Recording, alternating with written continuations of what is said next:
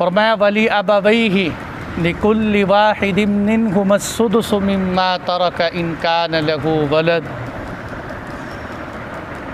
जो तरका है वरासत में से वालिदैन में से हर एक के लिए छठा हिस्सा है, बशर्ते कि उनकी औलाद मौजूद हो।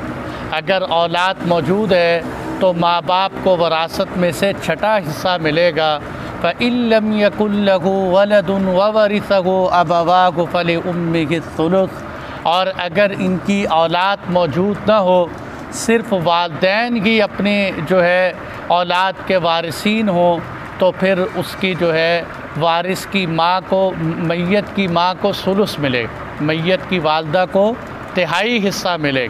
फ़इन कान लहू इख़वतुन, और अगर मैयत के भाई मौजूद हों, फ़लिउम्मिहि सुदुसु मिन बादि वसीयतिन यूसी बिहा औ दैन, तो मैयत की उस वसीयत को अदा करने के बाद या कर्ज़ों की अदायगी के बाद फिर माँ को छठा हिस्सा मिले।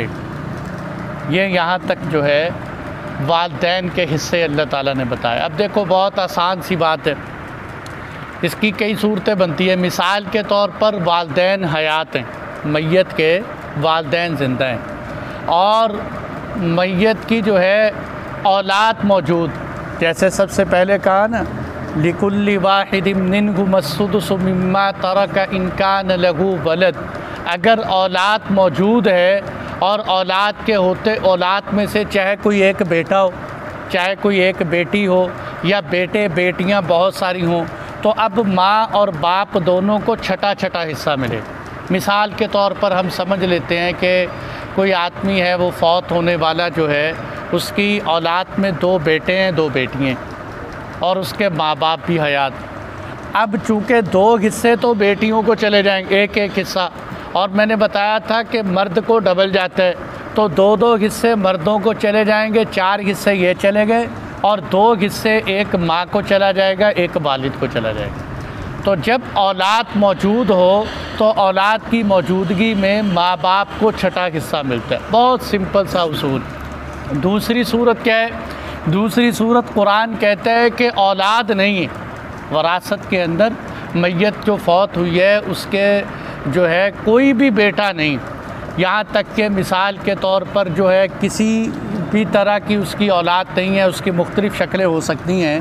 तो अब इस सूरत में कुरान कहते हैं फलिउम्मिहि सुलुस, तो माँ को तीसरा हिस्सा मिलेगा। कुरान ने माँ का हिस्सा बता दिया, हमें वालिद का हिस्सा खुद समझ आ जाएगा कि जब माँ को तीसरा हिस्सा मिल रहा है तो माँ औरत है, औरत का डबल मर्द को मिलेगा, तो 2 हिस्से मर्द को चले जाएंगे, एक हिस्सा माँ को चला जाएगा। यानी जो मैयत है उसके माल के कुल 3 हिस्से बनाए जाएंगे, एक हिस्सा जो है वो उसकी माँ को चला जाएगा और 2 हिस्से उसके बाप को चले जाएंगे।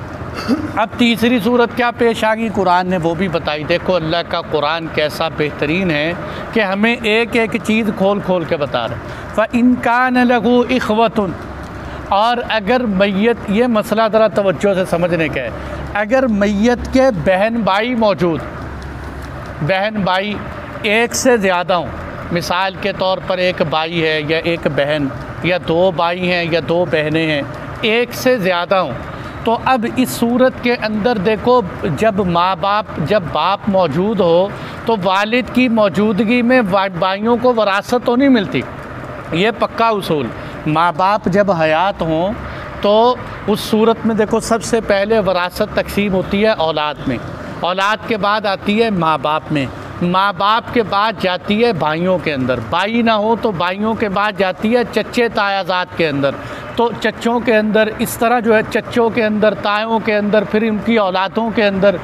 तो अगर माँ बाप मौजूद हैं तो भाइयों को तो कुछ नहीं मिलता, लेकिन एक ऐसा मसला यहाँ बारीक ये है कि अगर मिसाल के तौर पर जो है वो बहन भाई मौजूद हों तो बहन भाइयों की मौजूदगी के अंदर माँ का हिस्सा कम हो जाता है। फ़इन कान लहू इख़वतुन, अगर उसके भाई मौजूद हों तो हिस्सा कैसे कम होगा कि माँ को अब इस सूरत के अंदर तीसरा हिस्सा मिले।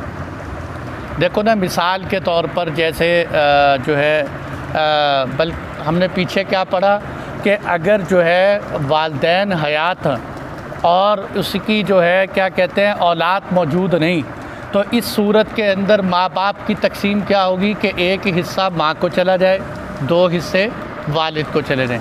लेकिन अगर बहन भाई मौजूद हैं तो बहन भाइयों की वजह से अब माँ का हिस्सा तीसरे हिस्से से निकलकर छठे हिस्से पे चला जाए, यानी बहन भाइयों की वजह से माँ के हिस्से में कमी आएगी। बाकी जो 5 हिस्से बचेंगे वो भाइयों को नहीं मिलेंगे, वो 5 हिस्से शौहर को मिल जाएंगे, यानी मैयत के वालिद को मिल जाएंगे। इसको हजब नुकसान कहते हैं कि ऐसे रिश्तेदार जो ख़ुद तो वरासत के हक़दार नहीं बनते लेकिन दूसरों के हिस्से में कमी कर देते हैं। और अगर बहन भाई 2 या 2 से ज़्यादा नहीं बल्कि एक बहन या एक भाई मौजूद है तो उसकी वजह से माँ के हिस्से में भी कमी नहीं आएगी, माँ को पूरे की पूरी वरासत मिलेगी। और आगे फरमाया मिन बादी वसी, आसान होगी ना बात। पहले नंबर पर आसान से करके दोहरा देता हूँ। पहले नंबर पर क्या है कि औलाद मौजूद है तो माँ बाप में से हर एक को छठा हिस्सा मिलेगा। औलाद मौजूद नहीं है तो माँ को तीसरा हिस्सा मिलेगा, 2 हिस्से बाप को मिल जाएंगे। और अगर जो है बहन भाई मौजूद हैं तो बहन भाइयों को तो कुछ नहीं मिलेगा, लेकिन बहन भाइयों की वजह से माँ के हिस्से में कमी हो जाएगी और माँ का हिस्सा जो है पहले तीसरा हिस्सा था, अब माँ को छठा हिस्सा मिलेगा। अब कुरान कहते हैं मिन बादी वसी।